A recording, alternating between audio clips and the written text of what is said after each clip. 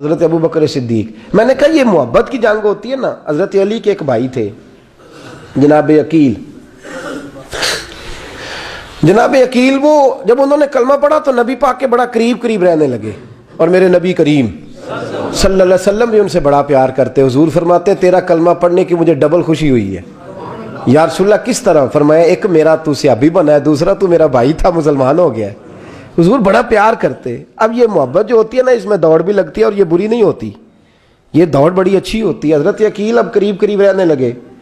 میں نے عرض کیا کہ نبی پاک اپنے ذاتی کام حضرت صدیق اکبر کو بتاتے تھے. گھوڑے کی تیاری کر, فلاں کام کرنا ہے, سیدہ فاطمہ کی شادی کرنی, ہر معاملے میں سیدنا صدیق اکبر پیش تھے. اب جب عقیل بن ابی طالب آئے تو حضور کا پیار تھا ان سے بھی, اب محبت کی جنگ چھڑ گئی. اب جناب عقیل کہتے ہیں میں کہنے لگا یار یہ کہیں پیچھے ہوتا ہی نہیں, ہر معاملے میں اسے پیچھے بٹھاؤ بھی تو آگے آ جاتا ہے, اس نے کیا کمال کر دیا ہے. کہتے ہیں آہستہ نا میں جوان تھا, ابھی نوجوانی کا عالم تھا, تو وہ خاص پہلو میں سمجھنے سے ابھی قاصر تھا. توجہ ہے آپ کی؟ کہتے ہیں ایک دن نا بڑی باتوں میں حضور فرماتے ابو بکر میرا گھوڑا تیار کرو, تو کہتے ہیں میں دوڑ کہتا تو چھوڑ میں کرتا ہوں. کہتے ہیں وہ چپ کر جاتے. جتنی جگہ وہ مجھ سے بن سکا میں نے روکا. حضرت صدیق اکبر بولے, کہتے ہیں ایک دن نا مسجد کی پہلی صف میں بیٹھا تھا. میں نے پچھلے جمعے بھی کہا تھا اگے ہو بوے جڑا پہلوں آئے, یہ حکم ہے نا حدیث میں, پہلے آئے اور آگے بیٹھ جائے, گدنے پھلانگنے سے منع کیا. کہتے ہیں ابو بکر صدیق, توجہ ہے آپ کی, ان کی عادت تھی کہ جمعے والے دن مسجد کی صفائی کرتے اور صفائی کر کے سب سے آگے بیٹھ جاتے. بات ذرا میں نے قریب ہو کے سن لی, پاس بیٹھ جاتے. عقیل بن ابی طالب کہتے ہیں میں بھی آیا سیدنا صدیق اکبر, اور مجھے کئی دنوں سے جلال تھا کہ یہ پیچھے ہوتا ہی نہیں. کہتے ہیں میں آیا تو حضرت ابو بکر آگے بیٹھے تھے, تو میں نہ جان بوجھ کے, بچہ تھا اور محبت تھی سرکار سے, ابو بکر سے بغض نہیں کوئی, خدا رہا اس بات کو ضرور ذہن میں رکھیں. فرماتے میں نے کہا ابو بکر اٹھ. مزے کی بات یہ ہے کہ جس مسجد میں صدیق اکبر بیٹھے ہیں اس کی جگہ بھی انہوں نے خرید کے دی ہے. مسجد نبوی کی زمین کی سب سے پہلی رقم حضرت ابو بکر صدیق نے ادا فرمائی. اٹھ. کہتے اٹھے, پیچھے چل. توجہ ہے آپ کی؟ آنکھ کے تو ویکھے کو کسی نے, پاویں ماڑا ہوئے تو پاویں تو چھوٹا بندہ آکھے تو پھر تو دی خیر ہی نہیں, عمر میں چھوٹا ہو یا مال میں. اٹھ چل پیچھے. اللہ اکبر. حضرت علی دیکھ رہے تھے. کہتے ہیں سیدنا صدیق اکبر اٹھے, پچھلی صف میں, پھر اس سے پچھلی صف میں, پھر اس سے پچھلی صف میں, 7ویں صف میں پہنچ گئے اور وہاں ہاتھ باندھ دیے. کہنے لگے شہزادے اجازت دے تو یہاں بیٹھ جاؤں, تو رسول اللہ کا خاندان ہے, اجازت دے تو یہاں بیٹھ جاؤں. حضرت عقیل کہتے ہیں بیٹھ جاؤ. حضرت ابو بکر صدیق چپ کر کے پیچھے مل جائے وہی کافی ہے. 7ویں صف میں شہزادے یہاں بیٹھ جاؤں. میں بیٹھ جا. وہاں بیٹھ گئے, نماز جمعہ پڑھا, سب چلے گئے. حضرت علی حضور کی بارگاہ, یا رسول اللہ عقیل کو تو کچھ سمجھائے.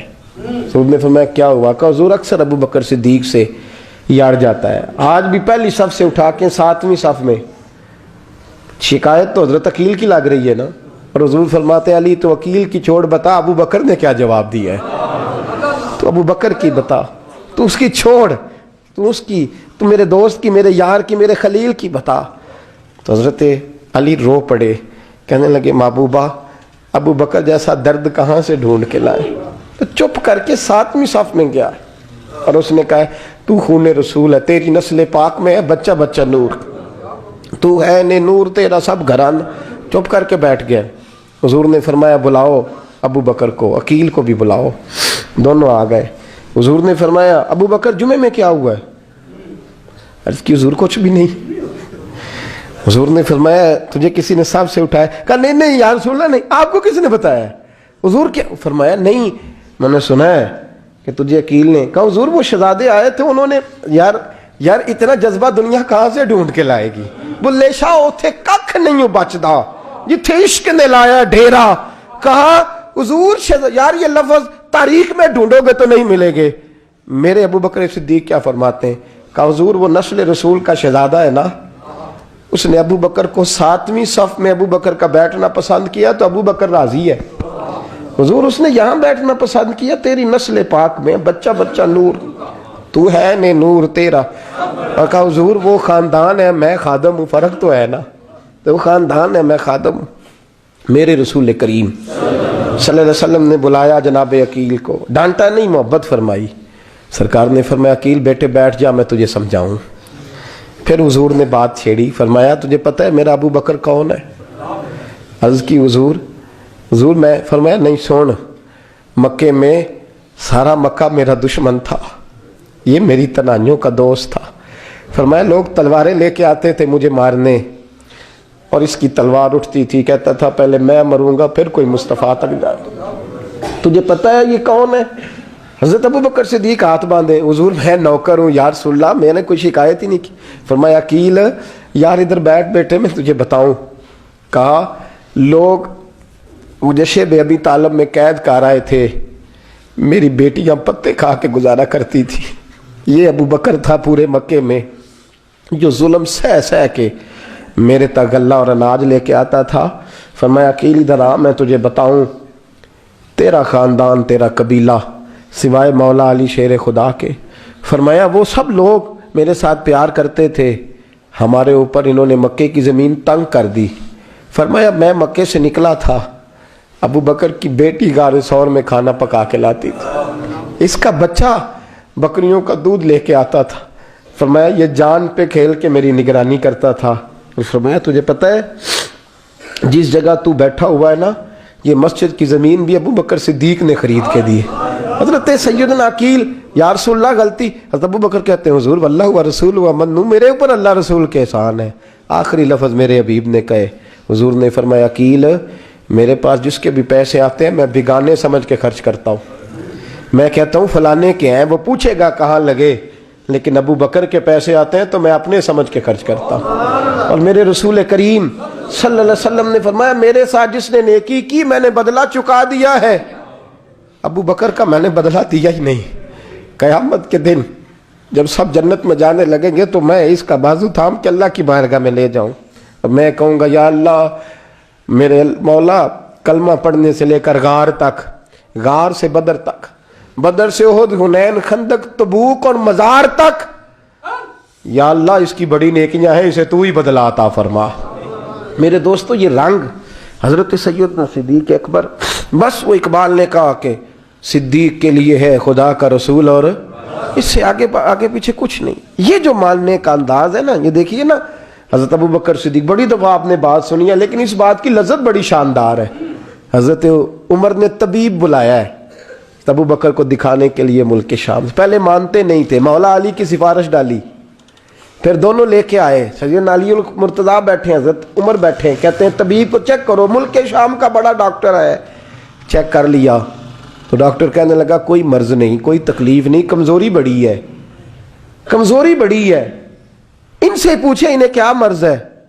تو حضرت عمر کہنے لگے یار بول کیا مسئلہ ہے تجھے، کیوں اتنا کمزور، اتنا بیمار رہتا ہے، کیا پرابلم ہے، کیا مسئلہ ہے؟ تو حضرت ابو بکر صدیق نے آنکھیں کھولیں اور کہنے لگے عمر تو قسم اٹھا کے بتا، تجھے پتا نہیں مجھے کیا مسئلہ ہے؟ تو اٹھا نا قسم، جنہ دے دل بر جانی وچھڑن، کون روے پھر تھوڑا، سب روگاں دائی روگ محمد جس کا نام وچھوڑا۔ تجھے نہیں پتا تو بول، اگر خبر ہے تو پوچھتا کیوں ہے؟ میرے دوستو کمال دیکھو، مدینے میں آج بھی مصطفیٰ کو سلام کرو تو ساتھ ہی صدیق اکبر لیٹے ہوئے، ساتھ ہی لیٹے ہوئے مدینے میں۔ ابو بکر صدیق روز رات کو جا کے اس کے گھر کا کام کاج کر کے آتے۔ کام بتاؤں کیا تھا اس کا؟ جاگ رہے ہیں آپ لوگ؟ اس زمانے میں نا لوگ باتھ روم گھر میں بنا لیتے تھے، شاید پرانے لوگوں نے دیکھے ہوں، وہ اس کے اندر ہی پیشاب پخانہ رہتا تھا، وہ آتے تھے ملازم تو وہ اٹھا کے باہر پھینکا کرتے تھے، وہ بی بی گھر کے اندر پیشاب کرتی، نابینا ہے، وارث کوئی نہیں، ابو بکر صدیق آتے، امیر آدمی، اور اس کا وہ پخانہ پیشاب اٹھا کے باہر پھینک کے آتے، پھر اس کے گھڑے میں پانی بھر کے لاتے، پھر اس کے گھر میں جھاڑو دیتے، پھر اس بوڑھی عورت کو کھانا کھلاتے، پھر اس کو خرچہ دیتے، پھر اس کو کہتے کہ فلاں آدمی کی تیرے پڑوسی کی میں نے ڈیوٹی لگا دی ہے، ضرورت ہو تو اس کو کہہ دینا۔ بڑے زمانہ خدمت کی۔ ایک دن حضرت عمر فاروق اس بی بی کے دروازے پہ چلے گئے، دستک دی، اس نے کہا کون ہے دروازے؟ کہا میں عمر فاروق ہوں، عمر بن خطاب ہوں، پتہ چلا ہے آپ لوارث ہیں، میرا دل کرتا ہے میں آپ کے گھر کا کام کاج کر دیا کروں۔ تو بی بی کہنے لگی نہیں، ایک بندہ آتا ہے کئی سالوں سے وہ کر رہا ہے مجھے وہی ٹھیک ہے، ایک آتا ہے بڑے سالوں سے کام کرتا ہے وہی ٹھیک ہے۔ تو حضرت عمر کہنے لگے میں نے بھی کام ہی کرنا ہے، کچھ اس سے کرا لیں، کچھ مجھے موقع دے دے نیکی کا۔ کہنے لگی نہیں وہی ٹھیک ہے۔ تو فرمانے لگے میرے اندر کیا نقص نظر آیا ہے، اماں جی مجھے بھی ٹائم دیں۔ تو بی بی کہنے لگی نہیں وہی صحیح ہے۔ حضرت عمر جذباتی آدمی تھے، جلالی آدمی تھے، کہنے لگے میں نے کہا نہیں مجھے بتاؤ میں کیوں نہیں کر سکتا۔ تو بوڑھی اماں کہنے لگی تجھ میں اور اس میں فرق ہی بڑا ہے۔ کہا وہ کیوں؟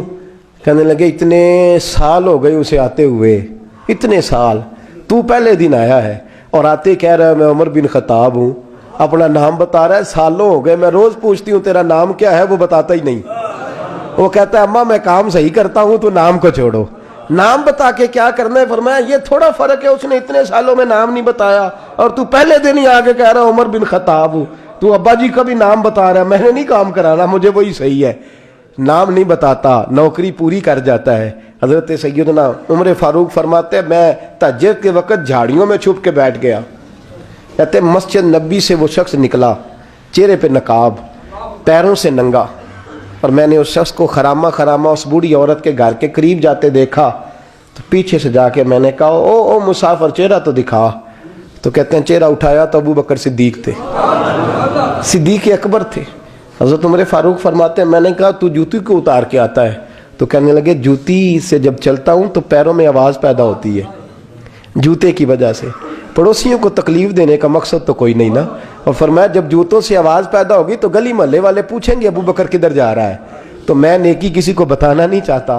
تو فرمایا ابو بکر کب سے آ رہے ہو؟ فرمایا چھوڑ عمر، بس دعا کر رب میرا آنا قبول فرما لے، تو دعا کر سرکار کی بارگاہ میں حاضری صحیح لگ جائے، چھوڑ میں کب سے آ رہا ہوں، کس وقت سے آ رہا ہوں، اس مسئلے کو چھوڑ، تو یہ دیکھ پانی پر نسویلیاں رنگا رنگ کڑے پرے آؤ سدا جانیے جس دا توڑ چڑھے۔ یہ بات آپ نے درجنوں بار سنی ہے، لیکن اس پر غور تو کرو میرے دوستو کہ حضرت عمر فاروق فرماتے ہیں جن دنوں تبوک کے لیے میرے نبی نے اعلان فرمایا میرے حالات اچھے تھے، ابو بکر کے اچھے نہیں تھے، مالی حالات کمزور تھے، کچھ مسائل تھے، میرے اچھے تھے۔